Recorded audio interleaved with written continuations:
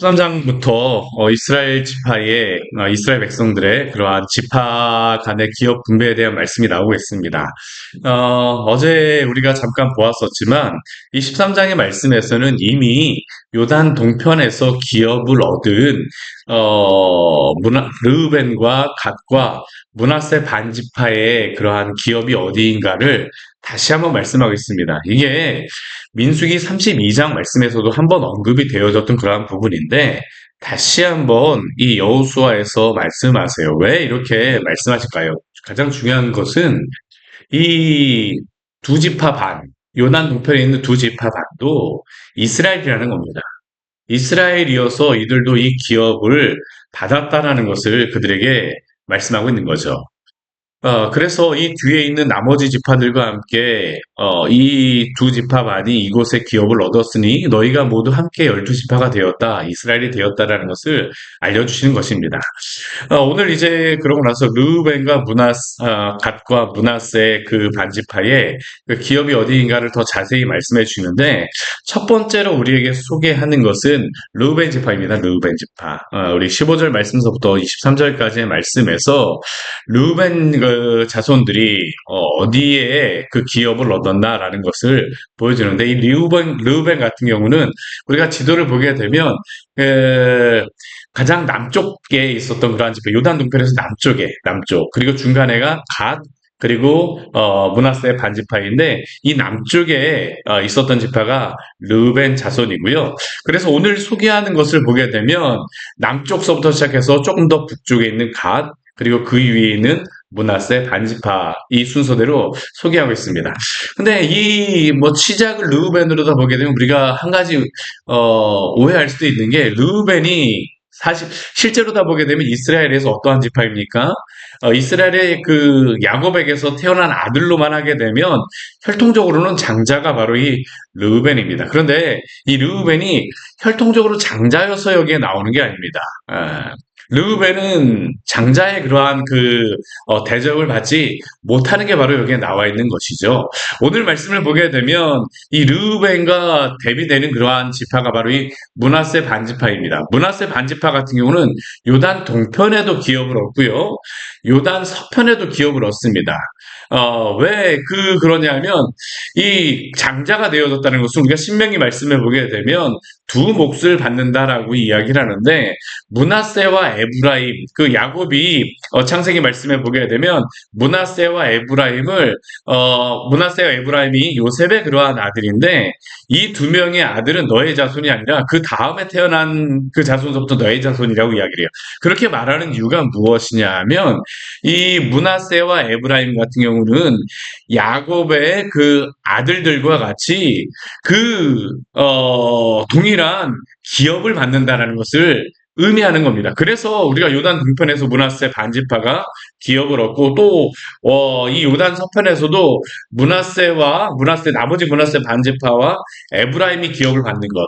이 두 요셉 지파가 두 몫을 받는 것으로서 장자의 역할을 한다라는 것을 보여주고 있죠. 이것은 우리의 그 죄에 대한 그러한 부분들이 이후에까지 분명히 영향을 미친다라는 것을 보여주고 있어요. 하나님 앞에서 우리가 어떻게 거룩하게 살아가야 되는지. 르우벤 같은 경우는 어떠한 죄를 범하였습니까?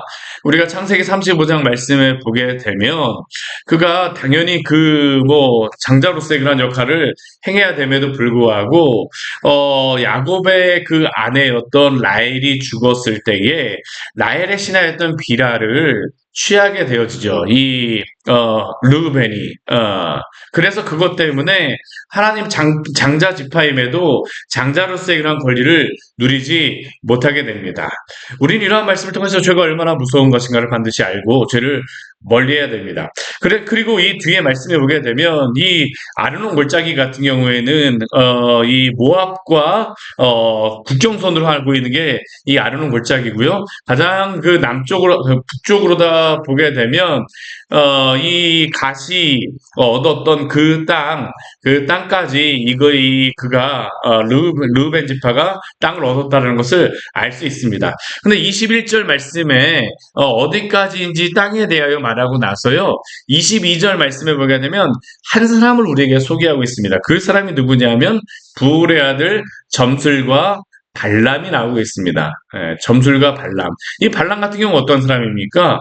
우리가 그 민수기 말씀에 나와 그 민수기 22장에서 24장에 나오는 그러한 인물로 모압의 왕이었던 발락이 이스라엘을 저주하기 위하여서 부탁하였던 사람이 바로 이 발람이라고 하는 사람입니다.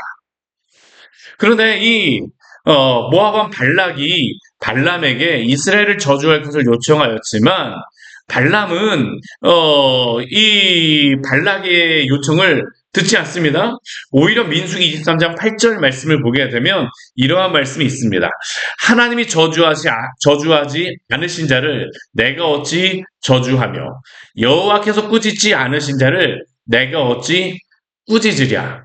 사실 이 발람이라고 하는 그러한 인물은 민수기 22장과 24장 말씀을 보게 되면 이스라엘 백성을 저주하기보다는 오히려 축복하는 말이 그 간에 굉장히 많이 나와 있죠. 굉장히 아름답게 그가 저주하는 게 축복하는 그러한 것을 볼 수가 있습니다. 그리고 방금 전에 제가 읽었던 것과 제가 말씀드린 것과 같이 민수기 23장 8절의 말씀과 같이 그는 이스라엘 백성을 저주할 수 없다라고 이야기를 하죠. 그런데 오늘 우리 여호수아 말씀이 어떻습니까? 갑자기 발람이 나오면서 그도 칼날로 죽었더라라고 이야기를 합니다. 하나님께 심판을 받았다는 것을 이야기하고 있어요. 아니 어떻게 그가 이스라엘 백성을 저주하지 않고 축복을 하였는데 그가 이렇게 심판을 받습니까? 네 번씩이나 그는 발락의 요청에도 불구하고 축복의 말을 전합니다. 그런데 왜 그가 이렇게 징계를 받을까요? 우리 민수기 말씀에 보게 되면 그 이유를 알 수 있는데 민수기 31장 8절 말씀에 보게 되면 이렇게 말씀하고 있어요. 동일한 말씀이 나와 있습니다. 그 죽인 자 외에 미디안의 다소당을 죽였으니 미디안의 왕들은 에위와 레겜과 스루와 후루와 레바이며 또 부올의 아들 발람을 칼로 죽였더라. 우리 오늘 여호수아 말씀뿐만 아니라 이 앞에 우리 민수기 말씀에도 발람이 칼로 죽었다라는 것을 말하였는데 다시 한번 언급하고 있습니다. 왜 그가 이렇게 두 번씩이나 언급되어야 됩니까? 민수기 말씀은 분명히 그 이유가 나오겠죠. 31장 16절 말씀에 오게 되면 이렇게 성경 우리에게 이유를 말합니다. 이들이 발람의 꾀를 따라 이스라엘 자손을 부올의 사건에서 여호와 앞에 범죄하게 하여 여호와의 회중 가운데서 연병이 일어나게 하였느니라.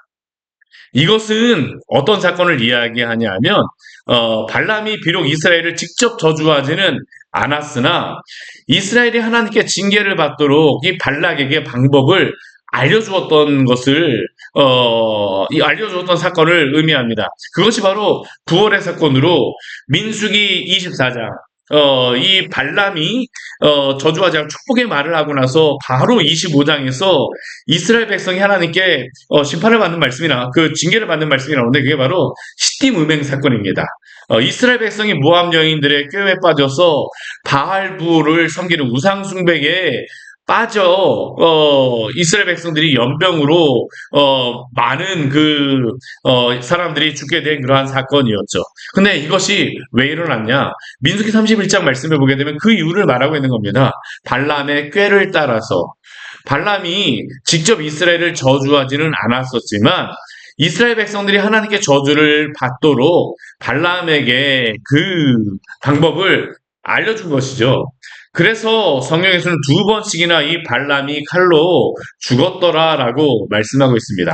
근데 이 발람이라고 하는 인물은 여기에만 나와 있는 것이 아니라 신약 성경에도 보게 되면 여러 번 그가 언급되어진 것을 볼 수가 있어요. 이 발람의 죄에 대해서 무엇이랑 말합니까? 베드로후서 2장 15절 말씀에 보게 되면 이렇게 말씀합니다. 그들이 바른 길을 떠나 미혹되어 부올의 아들 발람의 길을 따르는도다. 그는 불의의 싹을 사랑하다가 이 발람은 어떠한 인물입니까? 하나님의 말씀만 전하겠다라고 하였지만 그는 앞에서는 하나님의 말씀을 전하고 하나님의 백성을 축복하는 것 같지만 뒤에서 어떻습니까? 불의의 싹을 사랑하여서 이스라엘 백성이 죄를 범하도록 그가 행동을 하였었죠. 유다서 1장 11절 말씀에도 그래서 이렇게 말씀합니다. 화 있을진저 이 사람들이여 가인의 길에 행하였으며 싹을 위하여 발람의 어그러진 길로 몰려갔으며 고라의 패역을 따라 멸망을 받았도다. 이 발람에 대해서 계속적으로 신약 성경에서도 우리에게 경고하고 있는 겁니다. 발람의 어그러진 길, 바로 싹을 위하여. 하나님의 영광을 위하는 것이 아니라 입술로는 하나님의 영광을 위하여 살아간다라고 하지만 실제로는 어그러진 그 불의의 세상의 불의의 싹을 사랑하여서 죄악을 범하는 것에 대해서 하나님이 싫어한다라는 것이죠. 요한계시록 말씀에서도 이것에 대해서 또다시 말씀합니다.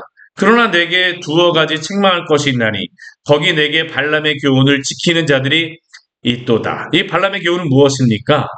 바로 이렇게 발람이 알려준 그러한 죄악의 그러한 길을 따라가는 겁니다. 그런데 그 뒤에 보게 되면 뭐라고 말하냐면 발람이 발락을 가르쳐 이스라엘 자손 앞에 걸림돌을 놓아 우상의 제물을 먹게 하였고 또 행음하게 하였느니라. 발람의 죄를 범한 이유를 불의 싹을 사랑하여 죄를 범하였다라고 말하고 또한 그 발람 같은 경우는 다른 사람들 앞에 걸림돌을 놓아두었다라는 거 하는 거죠. 또한 발람의 소리를 듣고 우상 숭배와 음행을 행하는 것도 큰 죄가 된다는 것을 신약 성경은 우리에게 말씀하고 있습니다. 오늘날 이 시대 발람과 같이 성경에서 하나님께서 죄라고 말씀하심에도 불구하고 괜찮다라고 말하는 여러 지도자들, 사람들, 심지어는 신학자들, 목회자들도 있는데 이것은 분명히 발람의 뒤를 따르는 심각한 죄라는 것을 성경 우리에게 말씀합니다. 또한 이러한 소리를 듣고 동조하여서 죄를 범하게 되면 역시 동일하게 이러한 죄를 범한다는 것을 말씀합니다. 가나안 땅에 들어가지 못한다라는 겁니다. 시딤 음행 사건에서 그들도 죽지 않았습니까?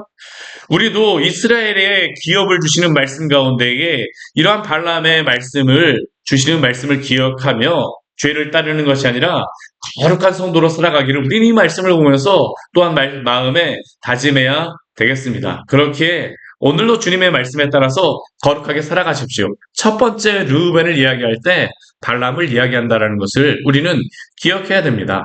그리고 그 뒤에 말씀해 보게 되면 우리 또 갓지파와 또 므낫세 반지파의 그러한 기업에 대해서 이야기합니다. 갓지파 같은 경우는 우리 르우벤 지파의 그러한 그 땅이 끝난 곳에서 이 므낫세 반지파의 그러한 땅까지 그가 얻었음을 볼 수 있습니다. 북쪽은 이 르우벤의 그 땅에 그 접한 곳으로부터 그리고 남쪽은 그리고 북쪽은 우리 그 27절 말씀해 보게 되면 긴네렛 바다의 끝까지라고 이야기를 합니다. 갈릴리를 이야기하는 것입니다. 긴네렛은 하프라는 의미인데 갈릴리 바다의 끝 그러니까 남쪽 갈릴리 바다의 남쪽 끝이겠죠. 거기까지가 바로 이 갓지파의 그러한 지역 그 기업으로 받은 땅들입니다. 므낫세 반지파 같은 경우는 우리 보게 되면 우리 30절 말씀을 보게 되면 바산왕 옥의 그러한 나라를 얻었다는 것을 알 수 있어요. 그래서 그는 바산의 그러한 그 지역들, 골 60성읍과 또 길르앗의 절반을 이 므낫세 반지파, 특별히 우리 31절 말씀을 보게 되면, 므낫세의 아들 마길의 자손이 이 땅을 얻었다라고 말씀하고 있습니다. 이 두 지파 반이 요단 동편의 넓은 땅을 얻게 되어졌죠. 그리고 이곳은 대대로 목축으로 좋은 땅으로 이들은 이 땅을 모세가 살아있을 때 요단 동편에서 이 땅을 얻은 겁니다. 그런데 우리가 이들의 기업을 보면서 우리가 한 가지 기억할 것이 우리가 한 가지만 더 생각해 보았으면 좋겠습니다. 그것은 이들이 이 땅을 미리 얻었지만 그러나 이들이 이곳을 얻기 위하여서는 오랜 시간 이들도 기다리고 또한 이들도 값을 치루었다라는 사실을 우리가 이해해야 합니다. 그것이 어떠한 의미일까요? 이들은 미리 이 땅을 분명히 받았지만 이들이 이곳을 얻고 거주할 수는 없었습니다. 그 이스라엘의 남자 이 두 지파 반의 사람들은 남자들이 이곳에 머물 수가 없었어요. 왜냐하면 모세는 이들에게 요단 서편에서 이들의 형제들이 기업을 얻기까지는 이들도 그 기업을 얻지 못하리라고 하였기 때문입니다. 이 말을 들었던 두 지파 반의 사람들은 무엇이라고 이야기했을까요? 우리 이 말씀을 같이 한번 찾아보도록 하겠습니다. 민수기 32장 우리 말씀 같이 한번 앞에 말씀 우리 한번 보도록 할게요. 민수기 32장 말씀. 민수기 32장 18절과 19절의 말씀입니다. 같이 읽도록 하겠습니다. 민수기 32장 8절 19절의 말씀입니다. 같이 읽겠습니다. 이스라엘 자손이 각기 기업을 받기까지 우리 집으로 돌아오지 아니하겠사오며 우리는 요단 이쪽 곧 동쪽에서 기업을 받았사오니 그들과 함께 요단 저쪽에서는 기업을 받지 아니하겠나이다. 그리고 이들은 가나안 서편의 전쟁에서 이 말을 고백을 하고 나서 그들은 어떻게 하냐면 가나안 서편의 전쟁에서 가장 앞장을 서는 선발대가 되어서 가나안 전쟁 끝까지 용맹하게 싸웠습니다.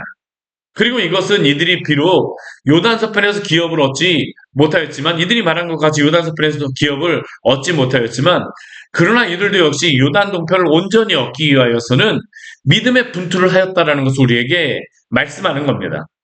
이들이 요단 동편의 땅을 얻었다라고 하여서 하나님의 기업을 얻기 위해서 아무 일도 하지 않는 것이 아닙니다.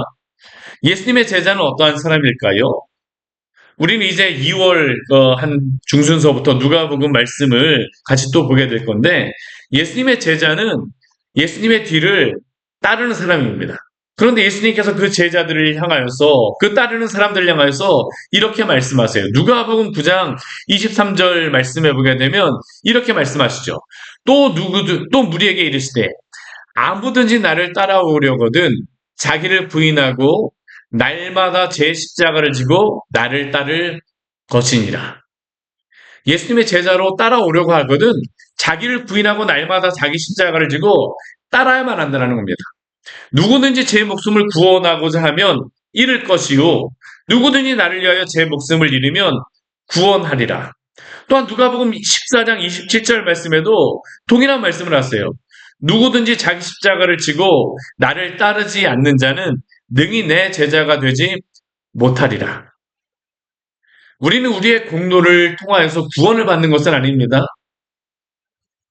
그러나 예수님의 제자라고 하면서 예수님을 따라가면서 우리가 치루어야 할 값을 또한 치르는 것이 남아있다는 것을 또한 성경은 우리에게 말씀합니다. 우리가 거룩하게 살아가고 믿음의 분투를 하는 것이죠. 오늘 이 두 지파 반이 요단 동편의 땅을 얻었지만 그러나 그들에게 그 기업을 얻기 위하여서는 또 이 요단 동편에 전쟁이 남아있다는 것을 말씀하시는 겁니다. 그 값을 기꺼이 치루어야 된다는 겁니다. 오늘도 주님의 백성으로 예수님의 제자로서 우리가 구원을 받았기 때문에 우리가 거룩하게 살아가야 된다라고 하는 그러한 것을 잊지 말고 주님의 백성으로 거룩하게 살아가시는 우리 성도님 되시기를 축원합니다. 같이 기도하도록 하겠습니다. 하나님 아버지 오늘 말씀을 통하여서 우리에게 귀한 은혜를 주니 감사를 드립니다.